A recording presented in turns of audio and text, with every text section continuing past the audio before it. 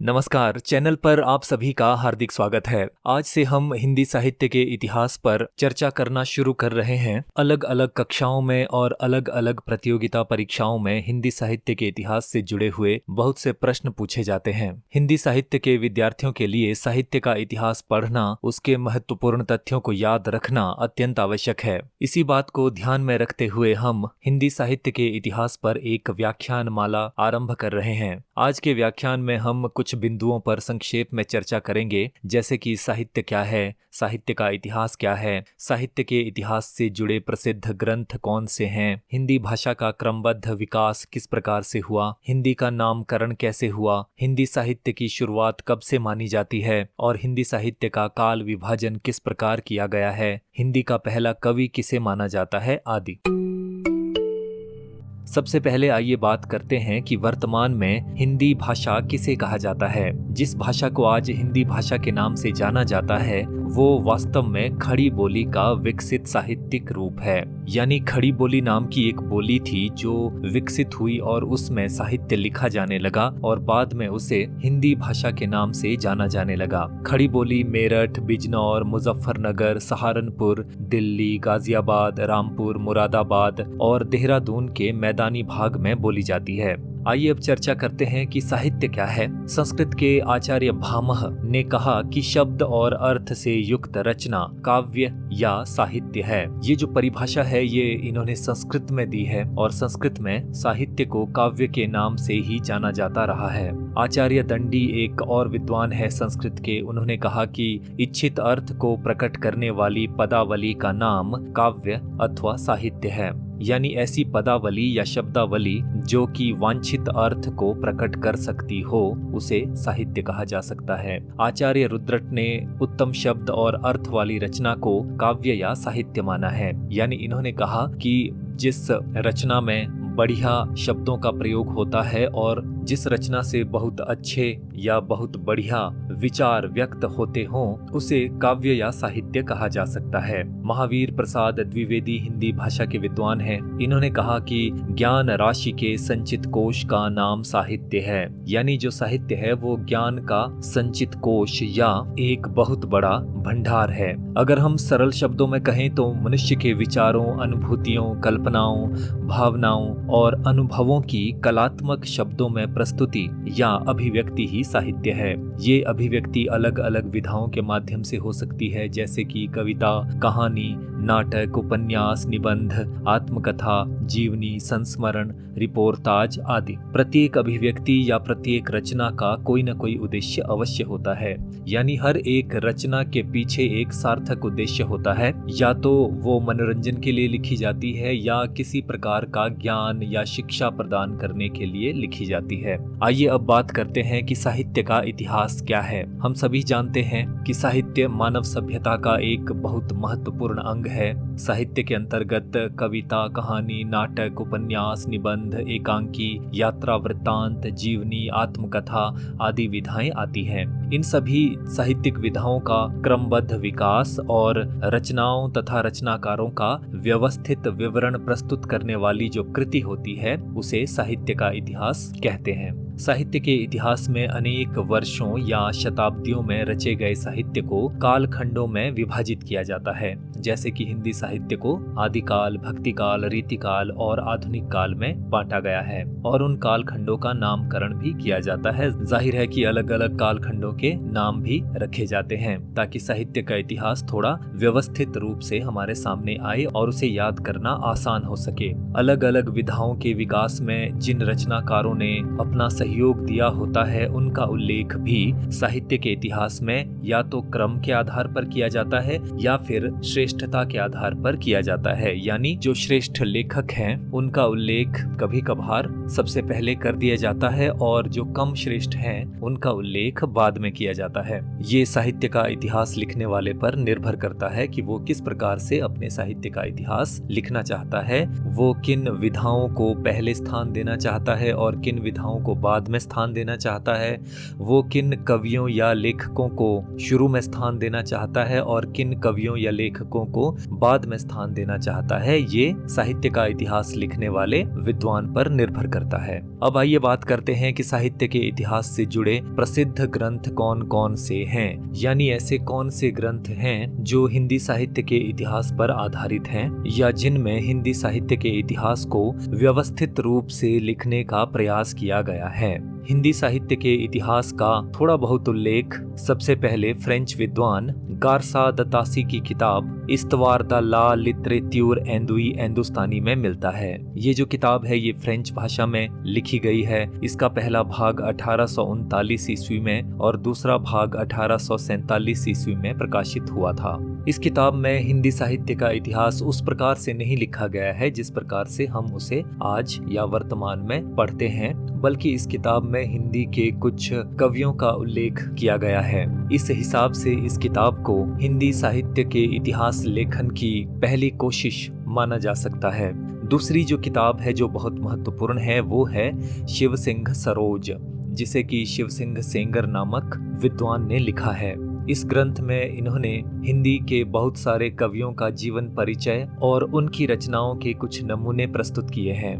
ये किताब पहले छपी थी सन 1878 में और फिर इसका एक और संस्करण 1883 में प्रकाशित हुआ था। शिव सिंह सरोज बहुत महत्वपूर्ण पुस्तक है। बाद के जो इतिहास लेखक हैं उन्होंने शिव सिंह सरोज से काफी सहायता ली है। इसके बाद जो सबसे महत्वपूर्ण पुस्तक है हिंदी साहित्य के इतिहास लेखन में वो है जॉर्ज ग्रियर्सन द्वारा लिखित the modern vernacular literature of Hindustan. ये किताब पहले छपी थी एशियाटिक सोसाइटी ऑफ बंगाल के विशेषांक के रूप में 1888 में, यानी इसका प्रकाशन एक पत्रिका में हुआ था और सन 1889 में इस लेखन कार्य को एक पुस्तक के रूप में प्रकाशित किया गया। जॉर्ज ग्रियर्सन का ये जो ग्रंथ है ये हिंदी साहित्य के इतिहास लेखन में बहुत महत्वपूर्ण ग्रंथ है, क्योंकि इसमें जॉर्ज ग्रियर्सन ने साहित्य के इतिहास को कुछ कालखंडों में बांटने का भी प्रयास किया है और कवियों पर विशेष टिप्पणियां भी की हैं। इसके बाद जो हिंदी साहित्य के इतिहास पर आधारित महत्वपूर्ण ग्रंथ है वो है मिश्र बंधु विनोद, जो कि मिश्र बंधुओं ने लिखा है। मिश्र बंधु 3 भाई थे जिनके नाम थे श्याम बिहारी मिश्र, गणेश बिहारी मिश्र और सुखदेव बिहारी मिश्र। ये तीनों भाई साहित्य के बड़े प्रेमी थे और इन्होंने बहुत जगहों से खोजबीन करके कई प्राचीन साहित्यिक कृतियों को प्रकाश में लाया और मिश्र बंधु विनोद नाम से साहित्य का इतिहास लिखा सन 1913 में। 1913 में इसके पहले 3 भाग प्रकाशित हुए और इसका चौथा भाग सन 1934 में प्रकाशित हुआ। इसमें इन्होंने हिंदी साहित्य को अलग अलग कालखंडों में बांटने का भी प्रयास किया है और लगभग 5000 कवियों पर विस्तृत जानकारी भी इन्होंने प्रदान की है। इसके बाद जो बहुत महत्वपूर्ण रचना है हिंदी साहित्य के इतिहास पर आधारित वो है आचार्य रामचंद्र शुक्ल द्वारा रचित हिंदी साहित्य का इतिहास। ये सन 1929 में प्रकाशित हुआ था। हिंदी साहित्य का इतिहास जो ग्रंथ है आचार्य शुक्ल द्वारा रचित, ये बहुत महत्वपूर्ण ग्रंथ है। इस ग्रंथ में बड़ी खोजबीन के बाद, बड़े विश्लेषण के बाद और बड़े तर्क के साथ हिंदी साहित्य का काल विभाजन किया गया है और हिंदी साहित्य के महत्वपूर्ण कवियों और लेखकों पर भी टिप्पणियां की गई हैं। शुक्ल जी का इतिहास आज भी बहुत महत्वपूर्ण माना जाता है और अगर कोई व्यक्ति नया इतिहास लिखता है तो उसे शुक्ल जी के इतिहास से मदद अवश्य लेनी पड़ती है। शुक्ल जी के इतिहास के बाद कुछ और महत्वपूर्ण इतिहास ग्रंथ हैं। डॉक्टर राम कुमार वर्मा द्वारा रचित हिंदी साहित्य का आलोचनात्मक इतिहास, ये सन 1938 में प्रकाशित हुआ था। इसका एक ही भाग प्रकाशित हुआ था और इसका दूसरा भाग लिखा जाना बाकी था, लेकिन डॉक्टर राम कुमार वर्मा इतने व्यस्त हो गए कि वे इसका दूसरा भाग नहीं लिख पाए, तो इसलिए ये इतिहास ग्रंथ आज भी अधूरा है। इसके बाद आचार्य हजारी प्रसाद द्विवेदी ने बहुत महत्वपूर्ण कार्य किया है हिंदी साहित्य के इतिहास लेखन में। इनकी 3 पुस्तकें हैं जो बहुत महत्वपूर्ण हैं। पहली पुस्तक सन 1940 में छपी थी हिंदी साहित्य की भूमिका नाम से। फिर 2 किताबें सन 1952 में छपी। एक का नाम है हिंदी साहित्य उद्भव और विकास और दूसरी पुस्तक का नाम है हिंदी साहित्य का आदिकाल। ये भी अत्यंत महत्वपूर्ण पुस्तकें हैं। हमें इनके नाम याद होने चाहिए और इनका प्रकाशन कब हुआ ये भी पता होना चाहिए। फिर डॉक्टर गणपति चंद्र गुप्त ने हिंदी साहित्य का वैज्ञानिक इतिहास 2 भागों में लिखा, जो सन 1965 में प्रकाशित हुआ। ये भी बहुत महत्वपूर्ण पुस्तकें हैं जिसमें बड़े तर्कों के साथ और बड़ी वैज्ञानिकता के साथ हिंदी साहित्य के इतिहास पर प्रकाश डाला गया है और कुछ ऐसे अनछुए पहलुओं को उजागर किया गया है जिन पर पहले किसी का ध्यान नहीं गया था। फिर डॉक्टर नगेंद्र ने एक पुस्तक संपादित की हिंदी साहित्य का इतिहास नाम से। ये सन 1973 में प्रकाशित हुई। इस पुस्तक में डॉक्टर नगेंद्र के साथ साथ कुछ अन्य विद्वानों और आलोचकों के भी लेख हैं, यानी अलग अलग कालखंडों पर अलग अलग लेखकों ने अध्याय रचे हैं और डॉक्टर नगेंद्र ने इस पुस्तक को संपादित किया है। इसके बाद महत्वपूर्ण पुस्तक है सन 1996 में प्रकाशित हिंदी साहित्य का दूसरा इतिहास, जिसे लिखा है डॉक्टर बच्चन सिंह ने। और एक अन्य महत्वपूर्ण पुस्तक है डॉक्टर सुमन राजे द्वारा रचित हिंदी साहित्य का आधा इतिहास। ये पुस्तक सन 2003 में प्रकाशित हुई थी। आधा इतिहास इसको क्यों कहा गया है? क्योंकि इनका ये मानना है, डॉक्टर सुमन राजे का, कि इससे पहले जितने इतिहास लिखे गए हैं उनमें ज्यादातर पुरुष लेखकों और पुरुष कवियों का ही उल्लेख है और इसमें स्त्रियों को भुला दिया गया है या उन्हें बहुत कम स्थान दिया गया है। जो स्त्रियां कवयित्री थी या लेखिका थी उन्हें बहुत कम महत्व दिया गया है। तो इसलिए इस पुस्तक में हिंदी साहित्य का आधा इतिहास में उन्होंने हिंदी साहित्य की लेखिकाओं और कवयित्रियों को स्थान दिया है और उनके विषय में महत्वपूर्ण टिप्पणियां की है और विश्लेषण किया है। आइए अब आगे जानते हैं कि हिंदी भाषा का क्रमबद्ध विकास किस प्रकार से हुआ, यानी किस प्रकार से प्राचीन काल से वर्तमान काल तक भाषाएं विकसित होती रहीं और वर्तमान हिंदी भाषा अस्तित्व में आई। सबसे प्राचीन भाषा भारत की मानी जाती है वैदिक संस्कृत, या इसे छांदस भी कहा जाता है। इसका समय फिलहाल निश्चित किया गया है 1500 ईसा पूर्व से 1000 ईसा पूर्व तक, और कुछ विद्वानों का मानना है कि ये 1500 ईसा पूर्व से भी बहुत प्राचीन भाषा है, इसलिए वे इसका समय प्रागैतिहासिक काल से मानते हैं, यानी बहुत प्राचीन समय से इसे जोड़ते हैं। इस भाषा में संहिता ग्रंथ रचे गए जिन्हें वेद भी कहा जाता है और हम जानते हैं कि वेद 4 हैं, ऋग्वेद, यजुर्वेद, सामवेद और अथर्ववेद। और इस भाषा में उपनिषद भी रचे गए। उपनिषदों की संख्या लगभग 108 मानी जाती है और कुछ ब्राह्मण ग्रंथों की भी रचना की गई, जैसे कि शतपथ ब्राह्मण इत्यादि। उसके बाद वैदिक संस्कृत से लौकिक संस्कृत का विकास होता है। लौकिक संस्कृत यानी ऐसी संस्कृत जो लोक में विकसित हुई, जो आम लोगों के बीच में विकसित हुई और थोड़ी सी वैदिक संस्कृत से अलग थी। इसका समय माना जाता है 1000 ईसा पूर्व से 5000 ईसा पूर्व तक। इस भाषा में रचे गए हैं रामायण, महाभारत जैसे ग्रंथ और 18 पुराण भी इसी भाषा में रचे गए हैं। पाणिनि एक महत्वपूर्ण व्याकरण शास्त्री हुए हैं जिन्होंने अपना ग्रंथ अष्टाध्यायी लिखा और उसमें लौकिक संस्कृत के जो व्याकरणिक नियम हैं उनको प्रतिपादित किया। अष्टाध्यायी पाणिनि द्वारा रचित बहुत महत्वपूर्ण ग्रंथ है। इसके बाद संस्कृत भाषाओं के बाद प्राकृत भाषाओं का विकास होता है। प्राकृत यानी जो स्वाभाविक है, बिल्कुल नैसर्गिक है, जिसका एक बड़ा ही सहज प्रवाह है, जो आम लोगों की भाषा है। भाषा शास्त्रियों का ये कहना है कि जब लौकिक संस्कृत का व्याकरण स्थिर हो गया और उसमें उच्च कोटि का साहित्य लिखा जाने लगा और वो आम लोगों की भाषा ना रहकर विद्वानों की, लेखकों की, पंडितों की भाषा बन गई, तो आम लोगों के बीच जो भाषाएं विकसित हुई उनको प्राकृत भाषाएं कहा गया।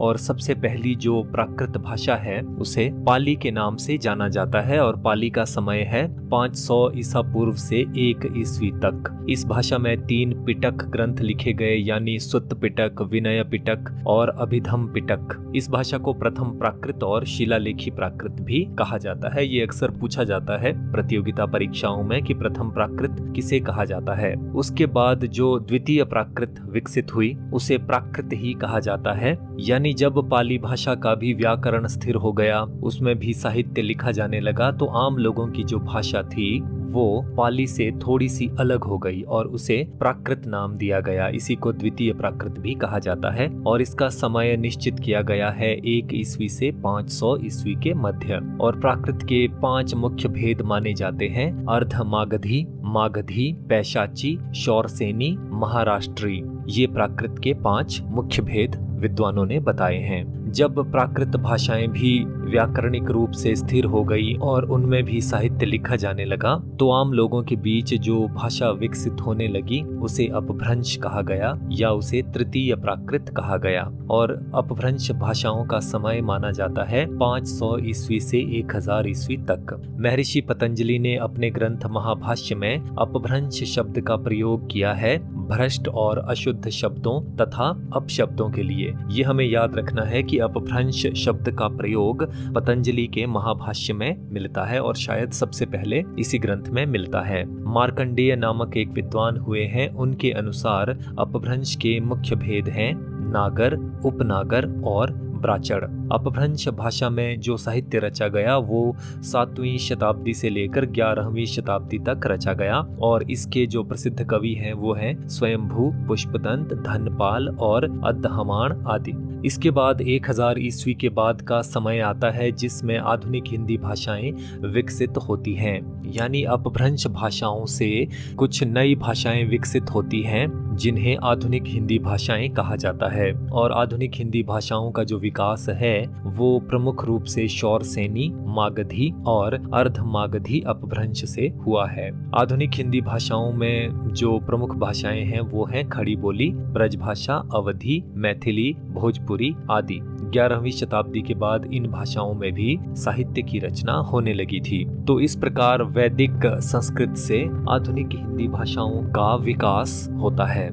आइए अब चर्चा करते हैं कि हिंदी का नामकरण कैसे हुआ, यानी जो हिंदी शब्द है वो अस्तित्व में कैसे आया। ज्यादातर विद्वानों का ये मानना है कि हिंद या हिंदी जो नाम है वो ईरान या फारस और अरब देशों के लोगों ने दिया है, क्योंकि वे इस देश को सिंधु नदी से पहचानते थे और सिंधु का उच्चारण हिंदू करते थे जो बाद में हिंद हो गया। और ये लोग इस क्षेत्र की सभी भाषाओं को ज़बाने हिंद कहते थे, यानी वो भाषाएं जो सिंधु नदी के उस पार रहने वाले लोग बोला करते हैं। एक बड़ी महत्वपूर्ण घटना 6ठी शताब्दी में हुई कि ईरान के बादशाह जिनका नाम था नौशेरवां, उन्होंने पंचतंत्र का अनुवाद फारसी भाषा में करवाया था और उस ग्रंथ को उन्होंने ज़बाने हिंद का ग्रंथ कहा था। पंचतंत्र संस्कृत में लिखा गया एक महत्वपूर्ण ग्रंथ है जिसमें बाल कथाओं के माध्यम से शिक्षा देने और मनोरंजन करने की कोशिश की गई है। भारत आने के बाद जो अरबी और फारसी बोलने वाले लोग थे उन्होंने ज़बाने हिंदी, हिंदी ज़बान या हिंदी का प्रयोग दिल्ली और आगरा के चारों ओर बोली जाने वाली भाषा के अर्थ में किया। इस तरह हिंद शब्द से ही हिंदी, हिंदू और हिंदुस्तान आदि शब्द अस्तित्व में आए और वर्तमान समय में खड़ी बोली का जो साहित्यिक रूप है उसे हिंदी कहा जाता है।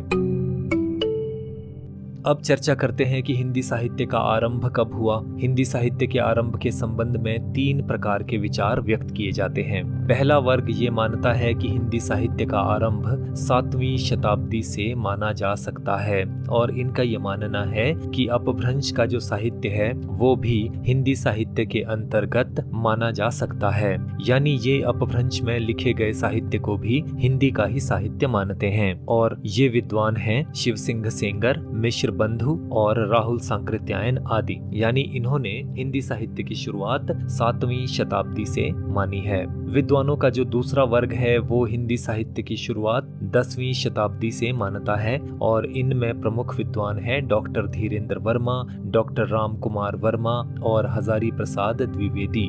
यानी इनका ये मानना है कि अपभ्रंश का जो साहित्य है वो हिंदी के साहित्य से अलग है और हिंदी का जो साहित्य है वो आधुनिक हिंदी भाषाओं का ही साहित्य है और इसकी जो रचना है वो 10वीं शताब्दी के बाद ही होनी शुरू हुई थी।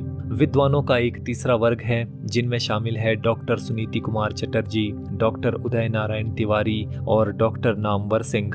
इनका ये मानना है कि अपभ्रंश और पुरानी हिंदी कही जाने वाली भाषाओं का साहित्य हिंदी से बिल्कुल अलग है। इसलिए इनका मानना है कि हिंदी साहित्य की जो शुरुआत है वो 14वीं शताब्दी से होती है, यानी 14वीं शताब्दी से पहले का जो साहित्य है वो चाहे अपभ्रंश का हो चाहे अवहट्ठ का हो, उसे हिंदी का साहित्य नहीं कहा जा सकता।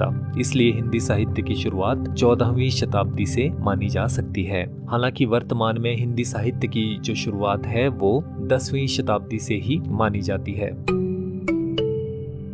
अब बात करते हैं हिंदी साहित्य का काल विभाजन, यानी हिंदी साहित्य को अलग अलग कालखंडों में किस प्रकार बांटा गया है और अलग अलग कालखंडों के क्या क्या नाम रखे गए हैं। बहुत सारे विद्वानों ने ये कोशिश की कि हिंदी साहित्य को अलग अलग कालखंडों में बांटा जाए और उन कालखंडों का नामकरण भी किया जाए, जैसे कि जॉर्ज ग्रियर्सन, मिश्र बंधु, आचार्य रामचंद्र शुक्ल, डॉक्टर राम कुमार वर्मा, डॉक्टर गणपति चंद्र गुप्त, डॉक्टर नगेंद्र और डॉक्टर बच्चन सिंह आदि। सन 1929 में आचार्य रामचंद्र शुक्ल द्वारा रचित हिंदी साहित्य का इतिहास नामक ग्रंथ प्रकाशित हुआ था और इस ग्रंथ में शुक्ल जी ने हिंदी साहित्य का तर्क सम्मत काल विभाजन किया था और सभी कालखंडों का नामकरण भी इन्होंने किया था। और शुक्ल जी ने जो काल विभाजन किया और नामकरण किया उसको थोड़े बहुत फेरबदल के साथ लगभग सभी विद्वानों ने स्वीकार कर लिया। यानी शुक्ल जी के बाद भी जो इतिहास लेखक हुए हैं जिन्होंने हिंदी साहित्य का इतिहास लिखा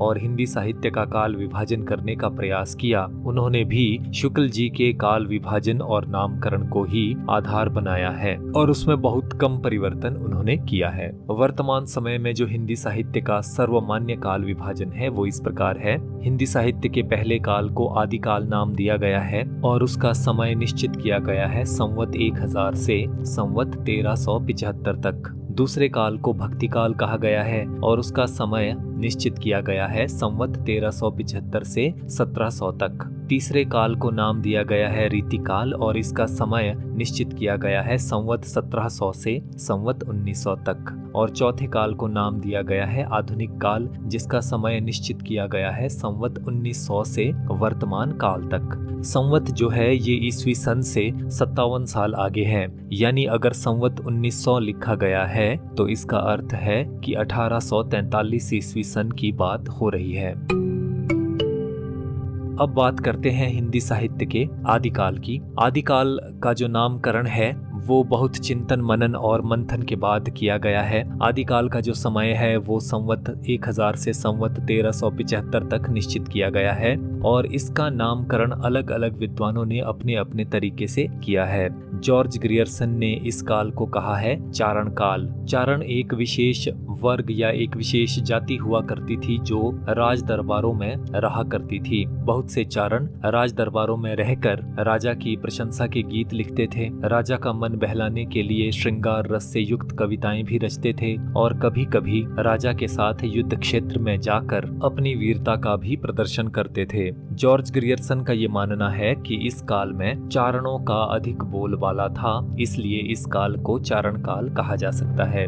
मिश्र बंधुओं ने अपने इतिहास ग्रंथ में इस काल को प्रारंभिक काल नाम दिया है और कहीं कहीं इसका नाम आरंभिक काल भी लिखा है। महावीर प्रसाद द्विवेदी ने इस काल को कहा है बीज वपन काल, यानी इस काल में हिंदी साहित्य का बीज बोया जा रहा था। राहुल सांकृत्यायन जी ने इस काल को नाम दिया है सिद्ध सामंत काल। राहुल जी का मानना है कि इस काल में जो सिद्ध कहे जाने वाले साधु थे उनका समाज पर बहुत प्रभाव था और राजा के अधीन कार्य करने वाले या राजा की शासन चलाने में मदद करने वाले सामंत भी इस काल में काफी शक्तिशाली थे, इसलिए इस काल को सिद्ध सामंत काल राहुल जी ने नाम दिया था। आचार्य रामचंद्र शुक्ल ने इस काल को नाम दिया था वीर गाथा काल और इसका समय उन्होंने निश्चित किया था संवत 1050 से संवत 1375। आचार्य शुक्ल जी ने कुछ ग्रंथों के आधार पर, जो कि वीर रस के ग्रंथ थे,